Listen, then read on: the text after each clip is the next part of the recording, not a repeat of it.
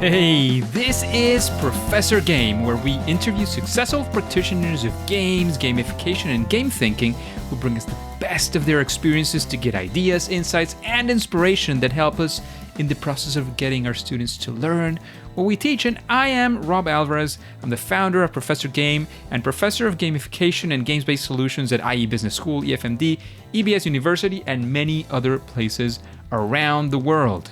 And if this content is for you, then please go ahead and subscribe to our email list for free at professorgame.com/subscribe. Hey, engagers, and welcome back to another episode of the Professor Game podcast. And we have Scott with us today. So Scott, are you prepared to engage? I am ready to go. Let's do this because we have Scott Provence, who is an award-winning instructional designer, author, and speaker. His print, instructor-led, and web-based curricula have been delivered throughout the world, and his sales and customer service trainees have gone on to receive multiple industry awards for their work. He has over a decade of instructional design experience, as well as 5 years in VP and senior leadership roles, and his book on training gamification, Fail to Learn, was a #1 Amazon hot new release. You can check out what he's up to next at scottprovence.com. And Scott, is there anything we're missing from that intro that we know before we take off? That sounds wonderful and it just fires me up even more. I'm so excited to be here. Amazing. So Scott, having been a longtime listener to the podcast and having met quite a while ago, which we were discussing on the pre-interview chat, you probably know that I'm going to ask you about your day, your week. So how does that look like? We want to know, what does it feel like to be Scott Provence? That's a good question. Yeah, what is a regular day? I'd back up even and say, like, man, I'm still trying to figure out what regular looks like in today's day and age and world with the speed of everything. And I would say the one exciting thing is that there's no such thing as regular, and I take that as a very good thing. So for my world right now, I am full-time consulting as a learning and development expert, instructional designer, gamification trainer, and that means every day is a little different. So I'm meeting with lots of people, everything from big tech to nonprofits, from training gamifiers to behavioral scientists. You know, one day I might be writing a curriculum script for a criminal justice population. Another might be back-to-back consulting meetings with people in behavioral science to the music industry. I would say the one through line is I really like building things. So even when I was leading teams and supposed to be kind of delegating out the daily work, I love just getting my hands dirty. And so I'd always be kind of in the trenches with my team, building things out. It's just my favorite thing to get around and play. Amazing, amazing. That sounds great and exciting and varied as well, as you were just discussing. So Scott, let's get to it. We would like to know of one of those times when you had a fail or a first attempt in learning, that time when you would call perhaps your favorite failure, especially when it comes to creating games or gamification. We want to be there with you. We want to take those lessons away. Absolutely. Well, I write about this a lot more. You know, it's actually a great subject synergy there. In my book, Fail to Learn, I write a lot about the important role that failure plays in our lives, you know, both from a personal learning perspective, but also how we can leverage failure as training developers, instructional designers to really use that and treat it almost like a game mechanic. And one of the stories that I tell in my book, absolutely my favorite failure story, I would say I wouldn't have called myself a big gamer for a lot of my life. I liked playing games, but maybe the problem was I was measuring my own game playing amount with my younger brothers, who was a big gamer. And so I always thought that, I kind of dabble here and there, but I'm nothing compared to Colin here. So a few years ago, I really wanted to get a little bit more involved in some online gaming, especially during COVID. And so I convinced my younger brother to play a game live with me. And it was one of my first-person shooter games. And I still remember what we did. So we met up online. He drops me in this environment, and he, gives me all this gear. And I remember that moment when the level kind of opens up, and I did what I thought I was supposed to do and kind of dropped into this Warzone, whatever it was, is I ducked down behind this crate, and I was kind of waiting to see what was going to happen, and I'd kind of poke my head up and then duck it back down and poke it up. And in the meantime, my younger brother just tore off into the distance and immediately gets, gunned down by whatever, enemies are out there. Then he respawns next to me, and I was like, oh my gosh, that's so scary. And goes, oh yeah, that happens. And he dashes off again and goes in another direction and immediately gets gunned down again, and he respawns next to me. And he's doing this over and over again, and I'm continually unwilling to pick my head back up out of this crate because I don't want to get shot. And from a non-gamer perspective, that seems to make total sense.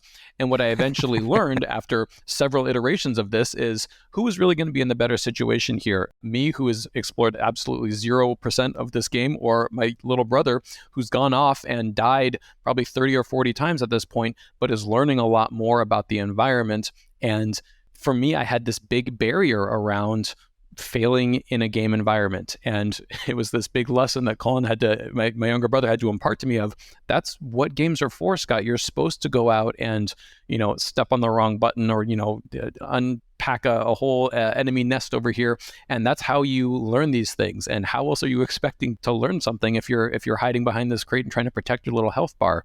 And that was something that I really tried to bring into more of my life and personal and professional world in general. And if nothing else, it helped me realize that maybe exposure therapy was really good for me. And so I've really started to play a lot more games and been okay with being bad at them, being killed multiple times with them. And I think that's a pretty good treatment plan is just playing more games and getting used to the idea of failing in a fun environment. Okay, so two things out of this story. I love the story, by the way, especially that there's sort of, let's even take it to a specific game, for example, Fortnite, right? So there's modes in Fortnite in which, as you were suggesting, you go in, you fall on the island somewhere, within the storm, or outside of the storm, actually, and you get to, face all these people, and they probably eliminate you, and you fall right back in, right? Yeah. There's another mode, right? When you're on the 100 battle royale thing, right, where there's one person who ends up at the end, and that's the winner.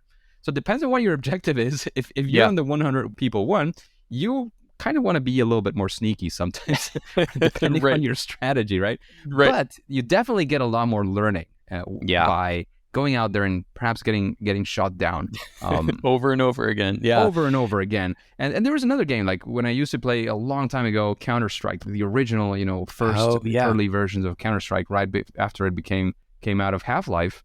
You got shot down, and then you had nothing to do. You just were lying there and waiting for the game to start over, so you could play again with your team. So maybe you had a little bit of that on the back of your mind as well. Maybe that was it, sort of in your defense in that sense. Yeah, it was one of the things that was so interesting about what you're bringing up to is, and I didn't learn this until I got into researching and writing this book, is that there's this whole term in the gamer industry called permadeath, and and gamers out there kind of know what this is, but for non-gamers, if you play games and you, like Rob was just describing, you die and you respawn, and you die and you respawn over again, that's very common in a game. But there are some games where dead means dead, and you don't get a save point, you don't get to go back, you have to all the way start back over at the beginning of the game, and they call that permadeath to kind of clue in gamers that this is a very special way of dying and you really have to restart. And I remember researching for my book thinking, how cool of an industry is this where we have to create a new term to conceptualize death? Like, how many times has that happened in the course of human history, right? Where we've now, there's dead, but then now this is permadead, and we need to really draw a distinction there. So I think we're onto something as a collective group here. I think we're in the right spot. And the question I had, the subsequent question for me was, how has this influenced, one of your designs? Is there any example where you say, well, when I was doing this, I remembered this thing that I did, and the respawning and giving it a shot, or in my design, I decided to actually let people respawn very quick. I don't know. Has this influenced you in any way that you can comment on? Yeah. I would say that, ever since kind of learning this, I've really tried to incorporate, I treat failure as its own mechanic. And this I would apply to whether I'm designing games or designing, even just traditional training elements, is really trying to think about the fail states and the failure environments, and everything from the emotions people will be experiencing to the quote unquote cost of re-engaging, and trying to really question myself and my subject matter experts and my leadership groups. What barriers are we trying to put in place here? And again, games is a great example for getting people to understand this concept of failure, because it's something that we kind of can collectively share. One of the things I'll do when I'm pitching to a C-suite or a leadership group and they're talking about the types of trainings they want to create is, whoever's played the old Doom 2, like the mid-90s computer game, they had a mode called Nightmare Mode. And, very similar to what we're discussing, right? It's like, I want to go to like level 100. I want this really impossible mode. But what I loved from Nightmare Mode is, when you selected it, there was an extra screen that popped up that said, are you sure you want to do this? The skill level isn't even remotely fair. And the pitch that I take from that I kind of bring back to leadership groups, training design groups, even if they're not doing a game-based training, is what was Doom 2 doing such that they could actually have a warning pop up saying, you probably don't even want to do this. This isn't even remotely fair, and people would still do it. So how can we create training materials that are so engaging that we actually would have to have a disclaimer saying, are you sure you want to do this? Like, we don't even think you'd enjoy it that much, and have people clamoring for even more. There's something that we can unlock there as training designers that I think would really get us to that next level. Interesting. Food for thought, for sure. So, Scott, let's actually turn it around and look for an example, a time of something that you would call a proud moment or a proud project, something you want to sort of show off. Again, whether it was on the first attempt or the nth attempt, it doesn't matter. We want to be there with you, and perhaps if there are any success factors, any lessons we can take out of that experience, we want to be there with you at the ground level. Yeah, it's a great question. One of the ones that comes to mind for me, and I think I kind of title this or place the theme on this, and the idea that gamifying is more than what people often think it is. And at least for me, when I first got into this industry, I thought that to gamify something or to make a game-based, solution required a very specific template, so that it would have to be, it would have to have a narrative, or would have to have an epic quest attached, or would have to have points, badges, lead, these sorts of things that I thought had to come with a game. One of my kind of proudest challenges or success moments was recognizing that I can quote unquote gamify something even just by introducing a couple of game-based mechanics. And so one of the projects I was working on, I was brought in as a consultant to develop a manager training, and was given a list of kind of key tasks and manager topics for this group.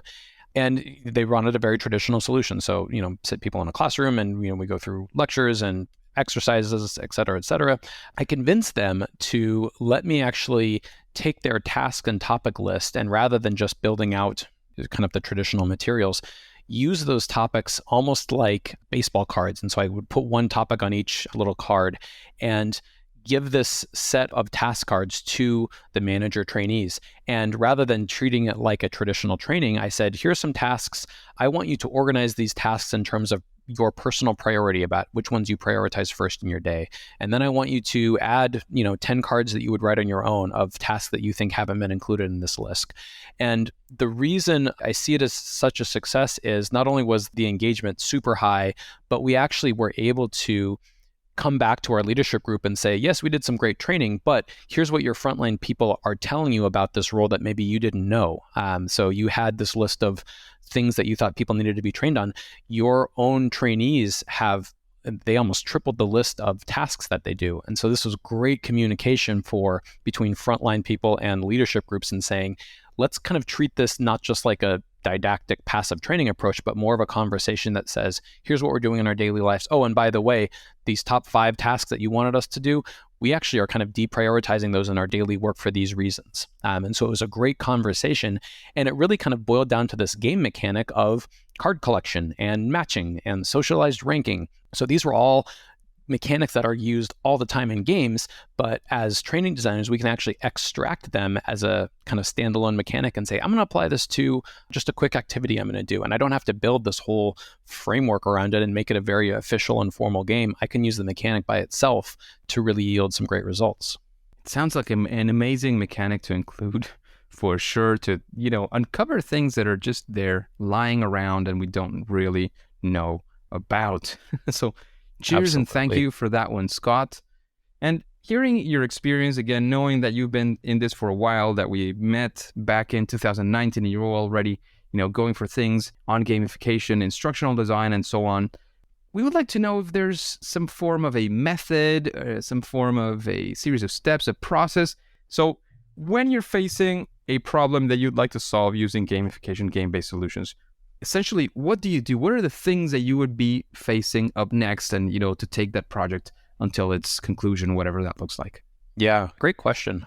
Well, certainly, I'm sure most involved listening in this cohort here know about kind of a lot of the standard steps of learning and development and instructional design. So I certainly graphed onto a lot of those. So needs analyses and learner interviews and, stakeholder meeting, all of those sorts of things. But yeah, to your more specific point, there are some game specific steps I really do try to follow early on in the process. And so I usually would, these 3 that I'm about to describe, I would try to put either right alongside the needs analysis or perhaps even before, to help me really get a framing for what we want to design here.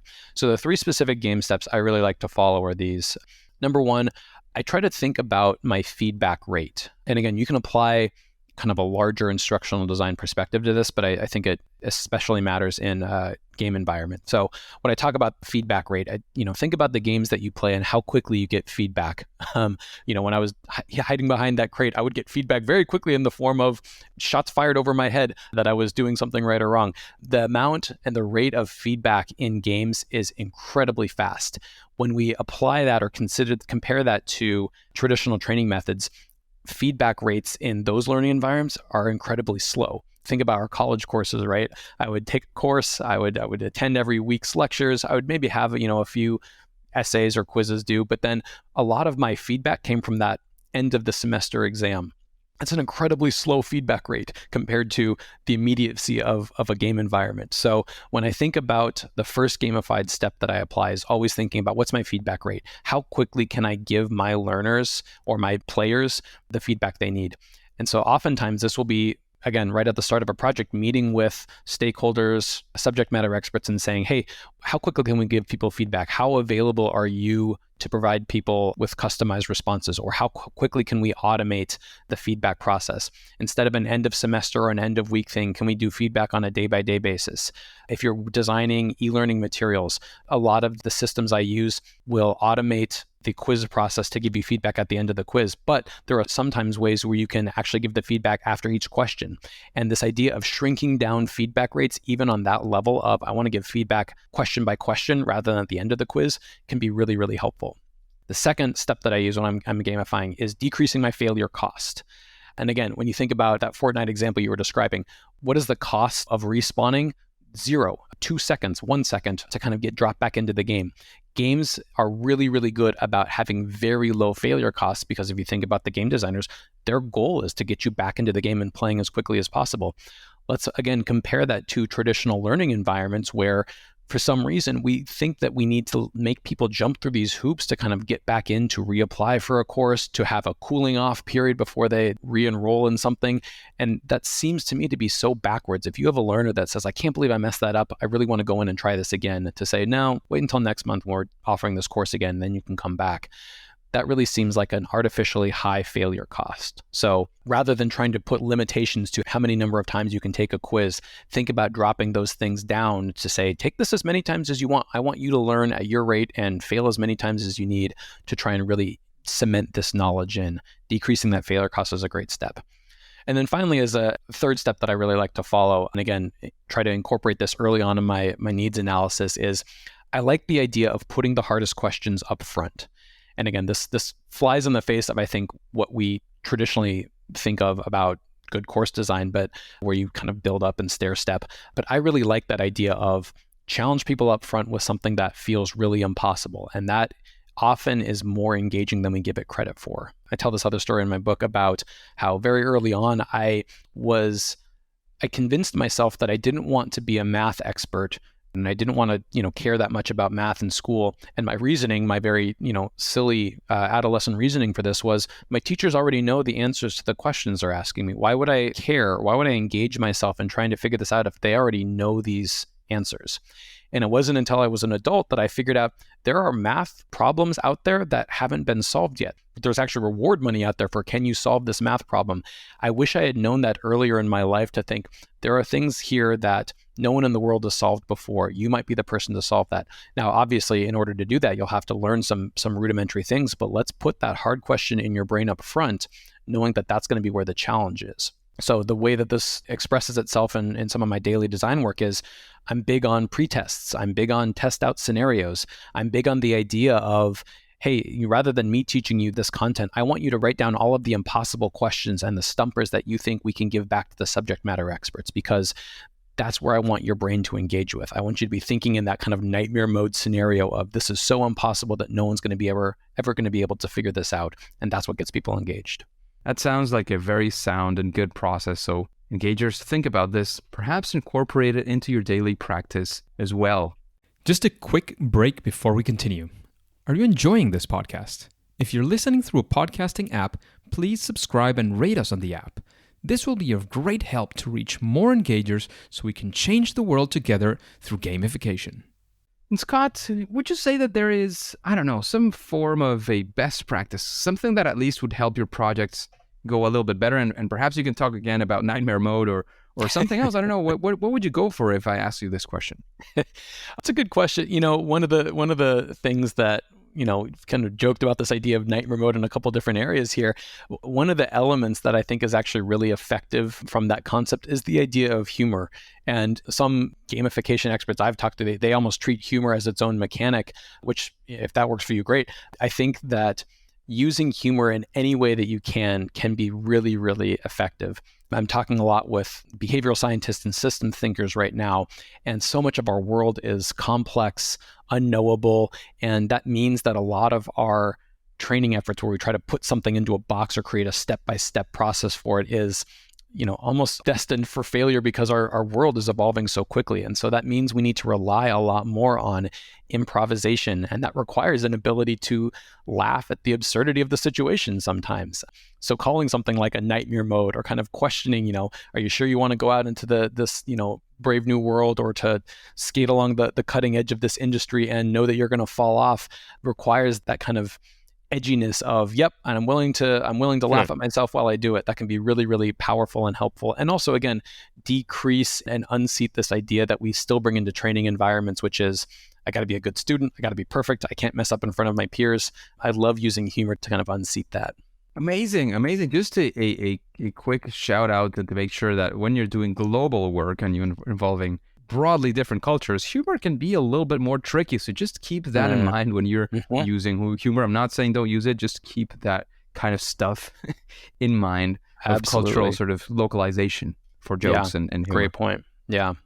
And in fact, the humor that I see is to be most effective is often that kind of more universal, let's laugh at something, kind of not working on the screen and not really directed toward a, like you said, an event or something happening in the world. Let's like distill kind of the humor and let's distill that down to kind of the shared, collective comfortability with uncertainty and kind of recognizing that is the true core of it, and it's not about kind of pointing fingers or any of those things.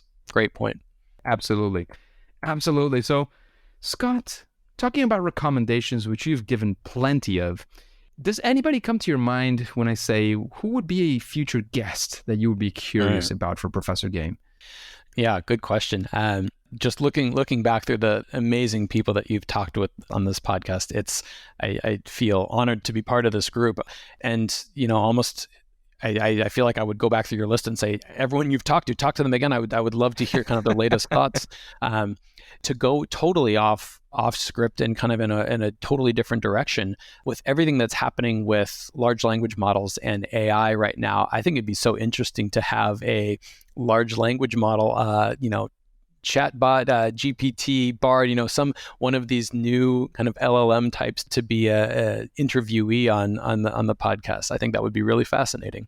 So somebody in the machine learning, this kind of world is what you're either thinking. That or the machine learning algorithm itself, because we're kind of getting to be so conversational at this point. I would be fascinated to know, what does a large language model itself have to say about some of these questions. Interesting. Let's give a little bit of thought to that and see what we can whip up. and keeping up with recommendations, is there a book that you recommend to this audience, the engagers? Yeah. Oh, so many good books. Gosh, I feel like every week or two, I'm discovering a new author, a new book, sometimes an entirely new kind of sub-industry. One book that I'm kind of looking back to my shelf, and so there are certainly books that I've read and then gone out and gotten a hard copy of just because I know I'm going to dog ear every page. One that's standing out on my shelf right now is The Theory of Fun by Ralph Koster. Really, really enjoy that book. It's quick to read, has some really great kind of philosophies in there, and also has a great visual element, which I really enjoy with a lot of the books that I'm reading. The other book I'd recommend, I think I read it earlier this year, but it's actually a fiction book, and so it's kind of far afield from what we've been talking about. But for those that are interested in game designs, and especially the world of, early, computer and console game designs of the 80s and 90s. There's a book by Gabrielle Zevin called Tomorrow and Tomorrow and Tomorrow. And it's just beautifully written and involves a lot of kind of the industry and the world of early game designers from decades ago. Really, really great book. So tomorrow and tomorrow and tomorrow, 3 times. Is that right? Tomorrow and tomorrow and tomorrow, 3 times. Yep. Amazing. I had never heard of that one. Definitely going to go check it on out. our list for now. And, you've talked about other people and things that they do great, right? So who would be somebody you would be interested in having? Well, actually, we're talking about somebody who's not a person, but you were also talking about a couple of authors as well for books. What would you say in your case? Scott Provence, what are you great at? What is your superpower? That thing that you do at least better than most other people? Oh, man. I struggled with that one. I think that so much of what I'm doing is learning at the feet of others and standing on others' shoulders. Something that I appreciate with myself. I really like showing people how we can pretty much always in some way be increasing our success and our results. And I think one of the superpowers I have, at least in a lot of my consulting work, is just showing how much we can measure and how we can take people from point A to point B and in some way get them to a better result. And so that can be everything from, let's analyze your design time and try to shave some time off of that using some better mechanics. Let's look at your engagement metrics. Let's look at your culture boosts and your scores there. Let's look at your attrition rates. I even had one project where we came in and did a redesign and we actually got lower feedback scores from people. So they were saying, I liked this training less than other things that I've done, but we were seeing higher on the job outcomes. And we kind of realized that when we dug down into the feedback, it was, I liked this less because it was hard and it challenged me, which I didn't enjoy because I didn't like being wrong, but that helped me actually perform better on the job. And so even when we have these projects where we're seeing a dip in some areas, I really enjoy digging into that and sitting down with leadership groups and stakeholders and subject matter experts and saying, okay, that changed. Now, what else is changing that we might see? And is that a trade-off we're willing to give? And obviously in that scenario was, let's let those feedback scores drop a bit because people are getting challenged and that's okay. Like we can have feedback scores in the 70s and 80s and not the mid 90s because that means people are feeling at the edge of their comfort zone. And that's a great spot for learning to happen. Amazing. Love that. So Scott, we've gotten to this point where, there's this question that some people appreciate, some people are scared of, right? So it would have to be, what is your favorite game? We're going to put you to the fire here. Yeah. Well, you asked me tomorrow, it'll be changed. You asked me a week ago, it would have been different too. So that is certainly constantly changing. The one that's top of mind for me right now, and maybe it's because we, was just talking about kind of fiction books and elements of storytelling. I really enjoyed What Remains of Edith Finch, and those that have played that always love talking with others about the enjoyment of that game. It was one of my first experiences with something that was called the game, but really was, an interactive story. So and I don't want to spoil anything, but there's less of, it's kind of polar opposite from that first person shooter I was describing my brother taking me through, not a direct bad guy, not a direct threat of anything of bodily harm, but a deep exploration of humanity, of family, of storytelling. And so a really, really interesting game to kind of contrast some of the more traditional big name games that we've seen out there. Well, it sounds like an interesting one. I can tell you I had never heard of it before. Oh, cool. Yeah. Good we'll one to see check if I out. get a chance to play it. I have a list of games I have that are literally inside their box. I've never been taken out. I did. I took them out, installed them on my PS4 or on my Switch, and they haven't been played yet. Yep. You and me both. It's funny, those memes that really get to me when I see them. It's like, when you're a kid, you have all these games you want to play. You can never get to them because you can't purchase. You're waiting for your parents to give you a Christmas present or a birthday present. Right. And there's never enough, right? You run out of games at some point when you're a kid. And now I have more games than I can actually get to play. Right? Yeah, exactly right. And of course, I play a lot less than when I was a kid. So, it's a tough balance in that sense. That is the challenge. Absolutely. So, Scott, is there any final message you want to give to the engagers? Any final piece of advice you want to give us? Of course, also let us know where we can find out more about you before we take off. Yeah. Gosh, yeah, quick advice. Reach out and talk with people. Again, this, for those listening maybe first time, Rob is an amazing resource. Check out Professor Game. Check out all of the people. I really think that this family of gamification experts, trainers, they're so giving with their time. They're so eager to bring that playful environment in. So, and I certainly want to put my own contact information out there for people. So if you're, chewing over a problem, or if you just want to kind of sit down and have that informal talk, networking and collaborating, I would say, is some of the best advice I've received. And certainly what I would want to pass on is don't design in the bubble and don't feel like you're alone in your problems. We are all here to help each other. So really want to say thank you to everyone who's done that for me, and certainly offer that to others. Amazing. And I think we've discussed this before on the podcast. I've mentioned it many times in my workshops because I tend to focus a lot on people who are getting started. Is, as you were saying, don't be afraid to reach out. I think this is a wonderful community of very willing people who are willing to share as much as they can, as far as there's no legal limitation, which we sometimes have with NDAs. But, outstanding, NDAs, save for that, there is a lot to be shared, a lot to be consulted, a lot of community to build and to reach out to. So go ahead and do that. Take advantage in the best of senses of that, engagers. Reach out. Scott has also given away many ways to contact him. You can also find them on the show notes on Professor Game. Just type down Scott Provence and you will definitely find this episode. However, engagers, Scott, as you know at this point, at least for now and for today, it is time to say that it's game over. Hey, engagers, thank you for listening to this episode of the Professor Game podcast. And I have a quick question for you. How are you listening to this audio, to this podcast? If you're doing it through any of the podcasting apps out there, have you clicked on that follow, subscribe, whatever button looks like? Have you rated? Have you commented on what the podcast is like for you? If you haven't, please go ahead and do so. And if you have, thank you in advance. If you do this, and you haven't already, you can help us reach other engagers like you to achieve this mission of making learning and perhaps even life amazing using game-based solutions and gamification. If you need instructions to how to do this, I have a couple of those at professorgame.com/iTunes. And again, remember, before you go on to your next mission, remember to do this, to subscribe, to follow, rate, and review this podcast through your favorite podcast app, and listen to the next episode of Professor Game. See you there.